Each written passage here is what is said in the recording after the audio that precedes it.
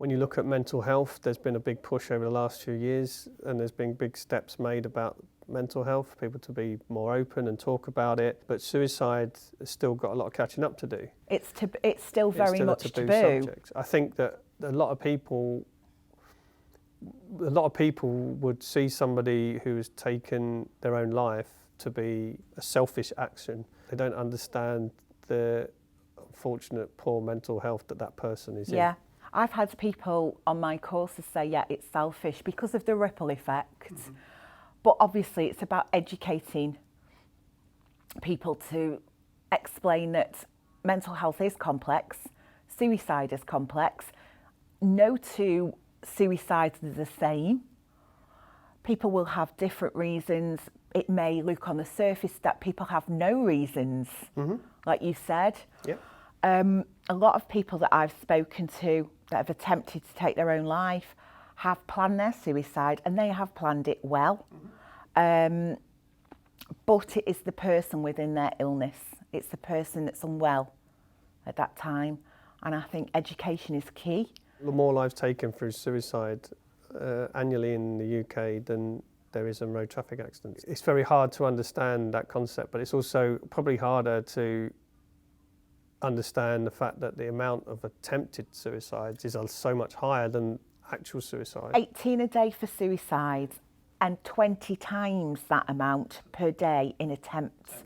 I mean, that figure is just huge. And when you think about, again, another thing that isn't disclosed around the risks of suicide is that if somebody was to take their own life, then people around them then fall into poor mental health and fall into a higher risk of actually attempting suicide. And that's that ripple effect. That's the ripple effect that we get, aside from the fallout of the bereavement that the people have.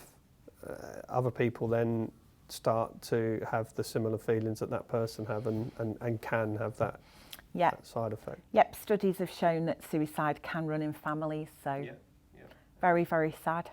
And it's interesting, the dynamic between the attempts in women that are much higher as a ratio, but in terms of completion rate, the higher prevalence is men.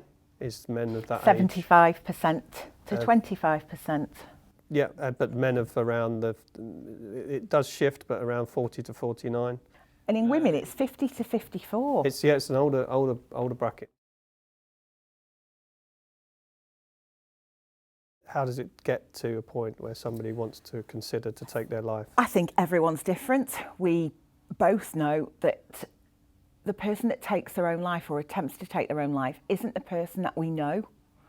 So if I attempted to take my own life, it wouldn't be the Tara that you know. Mm-hmm. It would be me within my ill state. So me where my mind is poorly. And I think as soon as you realise that is a penny drop moment for me. I've watched lived experience videos of people saying, it isn't me, it's me in my illness. Mm-hmm. I've spoken to many people who have survived their own suicide attempts, and they have said, it wasn't me, I didn't recognise that person. So I think that's a really important thing to understand. We also know that thoughts of suicide are temporary. Doesn't mean they won't come back. But if we can have that conversation while someone is thinking about suicide, I think that is where the preservation of life term comes from. That point there as well, suicide isn't generally, in the main, it's not an impulsive thing. Somebody's thought about it for a long period to be able to reconcile it within themselves in their unwell state, to be able to justify making that decision to themselves. Yeah. Quite often signs are there and indicators are there through not necessarily a long period of time, but it's not sort of they've decided at 10 o'clock in the morning this is what they're going to do, and by 10:30, it's a build up, so you can spot the signs, and they're very easy, much easier to spot if you know someone and their behaviour changes, obviously, than if you don't know somebody. And face to face, with lots of people ask me, how can I spot these signs in a virtual environment rather than face-to-face? And I think if you do know someone well, you probably will be able to spot the signs virtually, unless the person is not being their true authentic self and is wearing a mask, which we know does happen.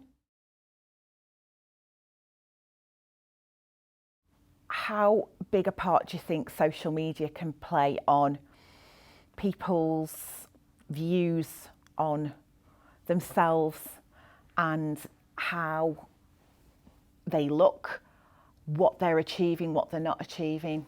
It's massive. It's absolutely massive. I think from a personal point of view, I haven't been brought up. I grew to be an adult before the internet, before social media. So for me, I was on Facebook for a bit. It just bores with me. I didn't get sucked into that environment. Now, if you're younger and you're a child and you've grown up with that social media, it's ingrained. It's part of your life. It's very scary. And I think it's a bigger thing to be out to actually. It must be not impossible for somebody to just break that link with social media.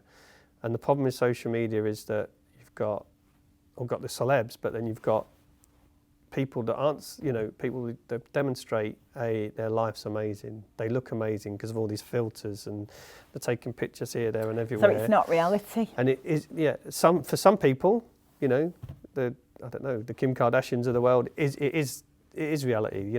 They've got the money to jet off and do this, that, and the other. But for average Joe Bloggs on the street, is it reality? And they're portraying this point, and that would then so pressure feeds in. I need to be slimmer, I need to be prettier, I need to have a bigger bum, I need to not have a bigger bum, I need to get a better job, I need to do this, I need to have this car, I need to do this. And all of that feeds into their mental health, their thinking, which can then lead to people effectively becoming depressed. Contemplating taking their own life. Yeah. For me, there's probably some amazing employers out there that are really focused on mental health. But then again, I think there's a lot of employers out there are focused on mental health when it comes to World Mental Health Day. And as soon as World Mental Health Day is passed, they forget about it. So consistency, I think it needs to come from the top level, so it filters all the way down. And I think that managers need to have training and education on mental health, mental ill health. In a pandemic aside, when we were in what was called normality, you saw people in the office more than you saw your friends and family. Yeah. So picking up signs of different behaviour is probably one of the easiest places to spot a change in a person and how that they're managing and coping. Unless they're wearing that mask, which they could be. Yeah, because this isn't just about saving somebody's life or intervening to prevent that suicide from happening. This is about just general positive mental health. If somebody feels valued and you're taking that time to ask who they are, they feel valued, and actually then they're more productive, they're more switched on, they're more engaged in the morale, engagement. Asking those questions then could open, as we've said before, and it's opened the door for somebody to say they're not feeling that great and then they have been thinking, and therefore firms, especially the big firms, do have the resources in place to support people. They have employment assistant programs, and some are better than others. But they have quite often, they're not advertised, and there's more should be done around advertising the help that is on offer. So shouting about what's available in someone's company is a good call. I'll often go to visit big companies, and you can guarantee that at least 2 people don't know that there's an employee assistance programme. So it's just somebody getting out there, look, we can offer this. They help with a whole raft of things from, counselling, physical health conditions, to financial support, legal help. So it's helping with the potential financial and legal issues can then help step in before somebody becomes And mentally, release the burden. yeah, becomes mentally unwell. So they're an important tool. It doesn't necessarily have to always work that top-down approach. If somebody's spotting some signs and from their manager or their manager's manager, don't be afraid to ask the question. Just because somebody's more senior than you, they might need us help as much as anybody. So, and people don't ask it because of the S word, stigma. There's stigma, especially in the workplace. Stigmas, they don't want to be seen to have a mental health problem, even though mental health illness is more of a burden to a company than any physical health. People either take time off and don't say why they're off. They'll say that I've got a stomach bug, but actually their head's not in the right place. But also people force themselves into work and they do the presenteeism. So they're there but not there. And but asking that question. How are you today? How are you? Yeah, it's just can be as simple as that.